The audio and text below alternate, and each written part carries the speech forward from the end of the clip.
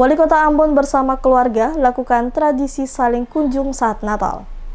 Wali Kota Ambon Richard Lohenepesi bersama keluarga datangi kediaman sejumlah pejabat dan tokoh agama untuk mengucapkan ucapan selamat merayakan Natal. Beberapa yang sempat didatangi Wali Kota bersama dengan keluarga diantaranya adalah pimpinan umat Katolik Maluku Uskup Diosis Amboina Pisi Mandagi, di mana Wali Kota diterima langsung oleh Uskup Diosis Amboina bersama beberapa pastor. Sambutan yang sama juga datang dari Ketua GPM Maluku AJS Werinusa bersama dengan keluarga saat kedatangan Wali Kota dengan keluarga. Wali Kota bersama dengan keluarga juga bertandang ke kediaman Wakil Gubernur Maluku, Zid Sahubrua. Terlihat Wali Kota bersama dengan keluarga disambut oleh Wakil Gubernur Maluku. Dari kediaman Wakil Gubernur Maluku, Wali Kota dan keluarga mendatangi kediaman Rumah Dinas Kapolda. Wali Kota dan keluarga disambut langsung oleh Kapolda Maluku, Roy Kelomowa bersama dengan istri. Usai melakukan kunjungan silaturahmi ke beberapa tokoh agama dan pejabat, Wali Kota kembali ke kediaman Rumah Dinas dan menerima sejumlah tamu yang datang untuk menyampaikan